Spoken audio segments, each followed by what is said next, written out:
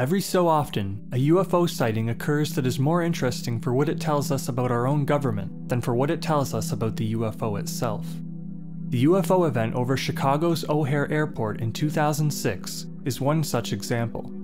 The short encounter was rather unremarkable as UFO sightings go, but the reaction of the airline and the FAA was anything but ordinary, suggesting some type of cover-up between the implicated authorities. What's more, the sighting reminds us that even nearly 40 years after the US government disavowed all responsibility for investigating UFOs, there are still many parties secretly involved in keeping UFO activity out of the public eye.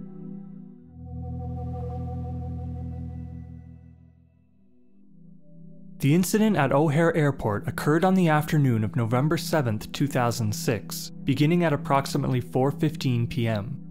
At least 12 personnel with United Airlines, managers, runway crew, and pilots, noticed a dark gray metallic disc hovering above the United Airlines gate.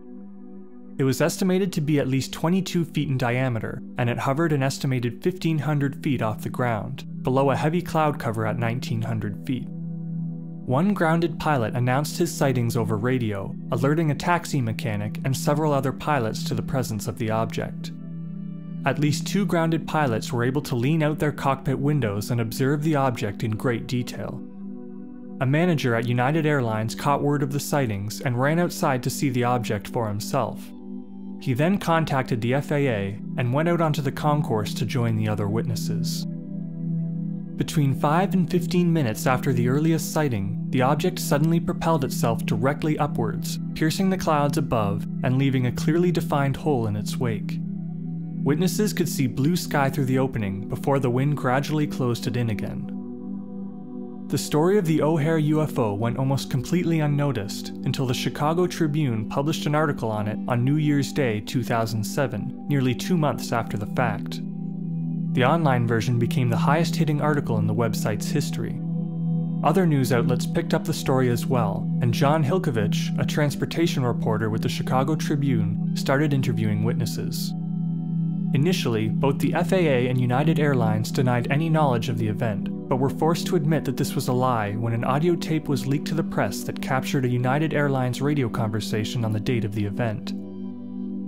The tape records an airline supervisor, identified as Sue, asking several controllers at O'Hare if they had seen a flying disc over gate C-17. They initially laughed off the question, but she called back 15 minutes later to confirm that several pilots had seen the disc, and that one had captured a photograph of it.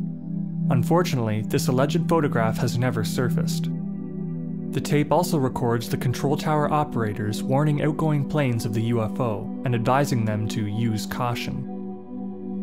Even in the wake of the tape leak, United Airlines and the FAA continued to brush off the incident. Still, the airline prohibited any employees from discussing the incident with media.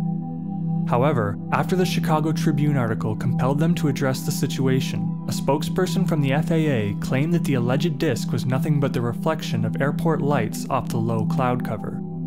The explanation was unconvincing, however, given that the sighting occurred in daylight before any of the airport's lights were turned on. This prompted a second attempt from another FAA spokesperson, who suggested that the UFO was likely a misidentified weather phenomenon known as a hole-punched cloud.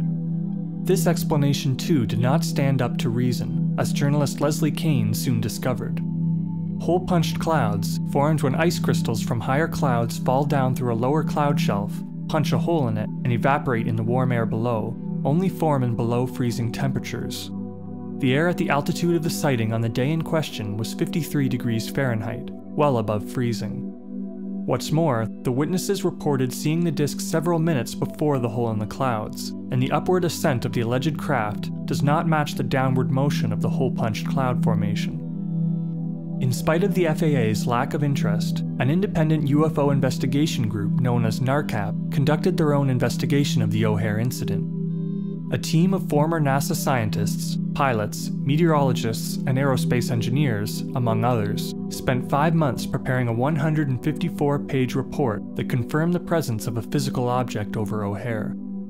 The report, co-authored by NARCAP's founder, Dr. Richard Haynes, stated that the object's maneuvers could not be explained by conventional means, and its writers advised the FAA to launch their own investigation. To this day, the FAA has not done so.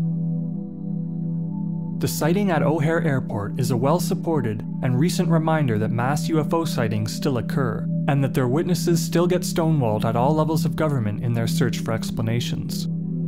Hilkovich, who is intimately familiar with the operating protocols of the FAA, stressed in his reporting just how unusual it was for the administration to ignore the sighting, even when the most minor incursions into restricted airspace are regularly pursued with interest. He affirmed that FAA investigations have been launched for incidents far less extraordinary, including spilled coffee pots in airport aisles. What's more, the nearly unanimous desire for silence or anonymity from witnesses suggests that there is still tremendous pressure on UFO witnesses to keep quiet about their experiences. Whether this is the result of a deliberate conspiracy to impede UFO research, or just a function of witnesses' fear of public ridicule, is difficult to determine, but the incident at O'Hare is a firm reminder. UFOs are real, and the public has not been made aware of the full extent of their presence. Perhaps, if the public and its elected representatives were more receptive to claims of UFO activity, then we would all have a much greater understanding of the phenomenon that haunts our skies.